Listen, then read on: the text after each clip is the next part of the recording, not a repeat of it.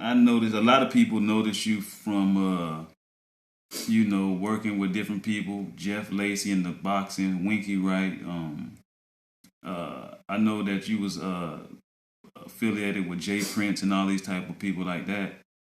How did you get into the boxing world, and when did that start? Well, me before even like growing up, few of my friends, they had heard about a boxing club and they started going. Cause before boxing, we used to have karate arm lessons and stuff at Silver Lake Park. We used to learn karate, self-defense and stuff. And boxing came after that. Some local gyms around here, maybe one or two. And as teenagers, few of my friends used to go and I heard.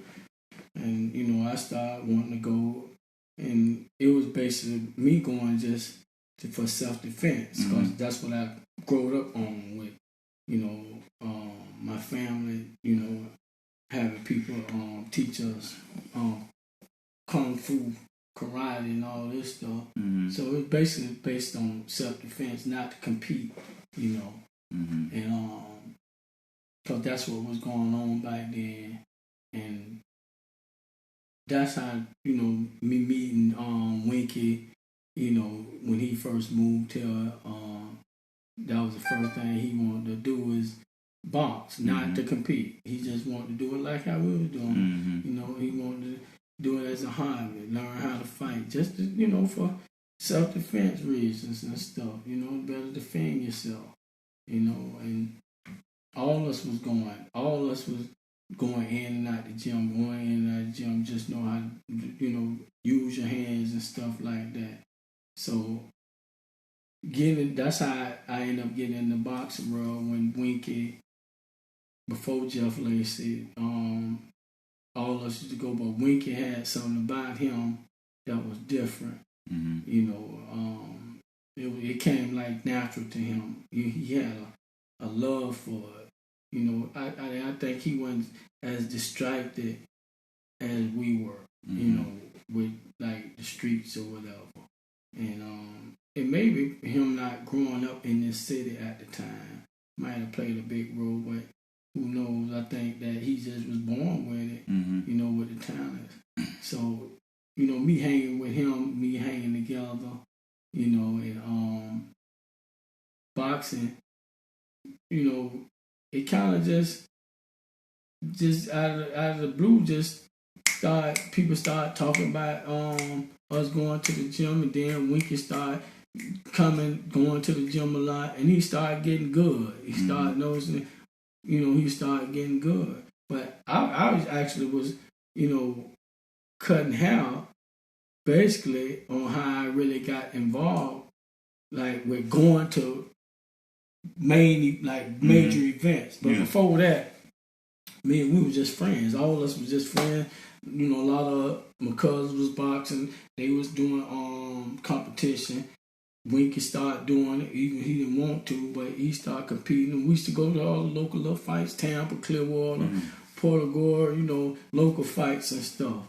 And all of us used to just go. It was fun. It wasn't like we thought we was going to be no world champions, nothing like that. People was just doing it like for self-defense, and and it was fun.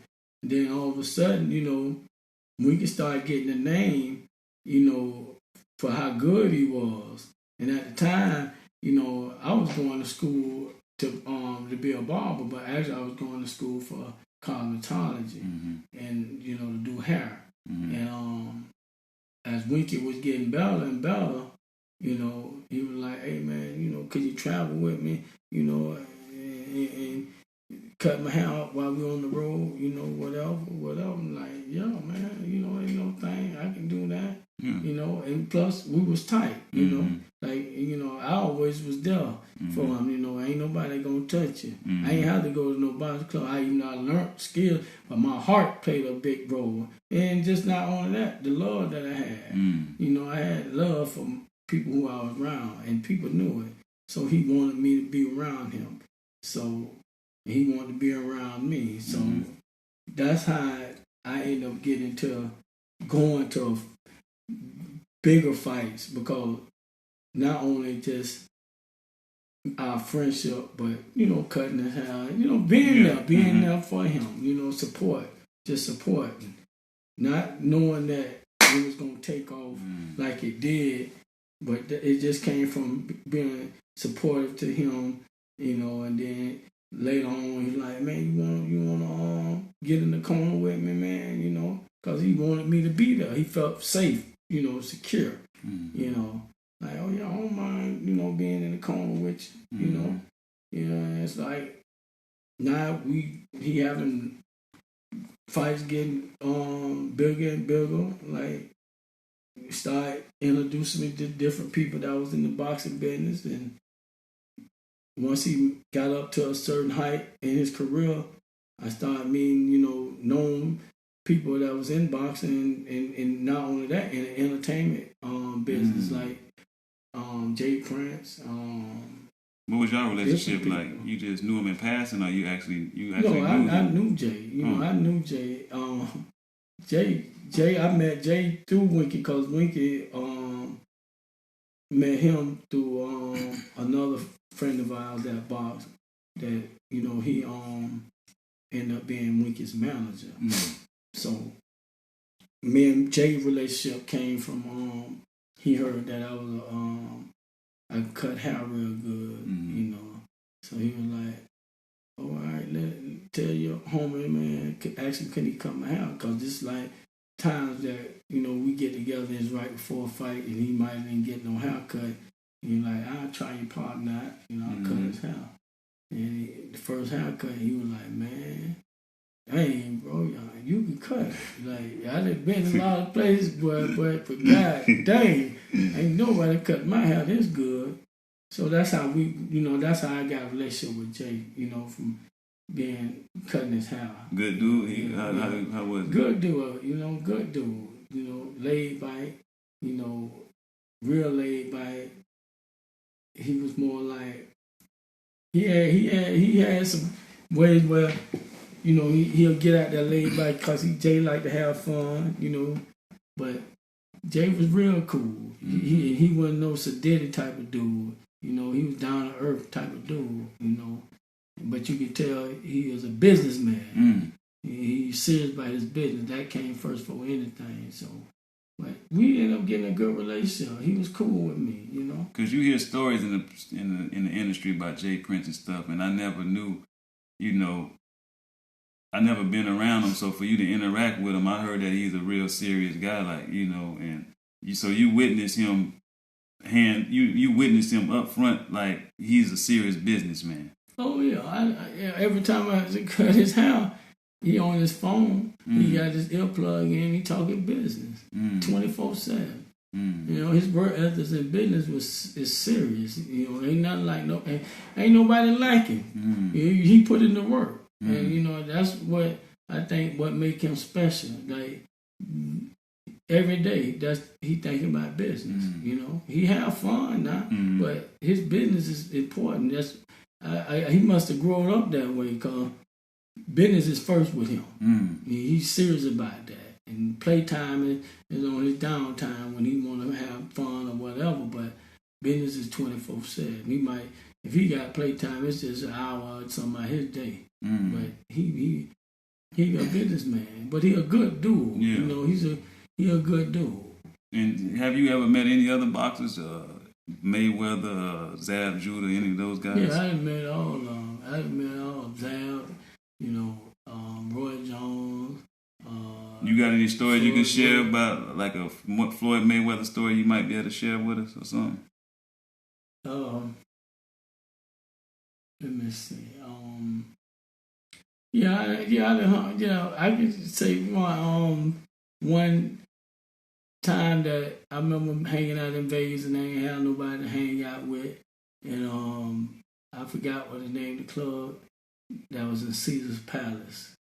We used to all go to, and I think we had just got to Vegas for a fight, and I ain't had none of my homies had got there yet, because sometimes we get there before everybody else, I get to the club, and Floyd in there by himself, and he recognized me because he was being managed by J.Prince too at the time. Okay. So J.Prince was his manager at the time as Winky. So I remember him saying, "Hey man," he pointed me out like, "Hey man, wait man, St. Pete man, come over here, hang out with me." I'm like, "All right man, I'll hang out with you." I hung out with him for a little bit. He offered me drinks and stuff because Floyd, he a generous dude, but he's flamboyant at the same time.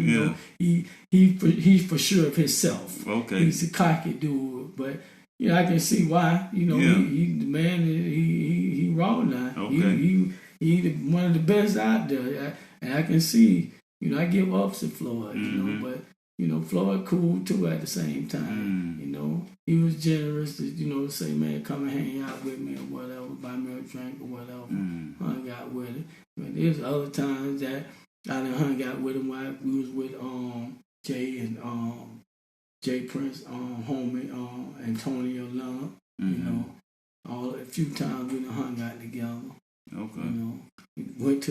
I remember one time Floyd had this party after a fight. I forgot what club in Vegas, but I was trying to get in, and it was thick crowd. We got to the club late, and Floyd security was downstairs because you had to go up to where he was partying, that little area they had for him.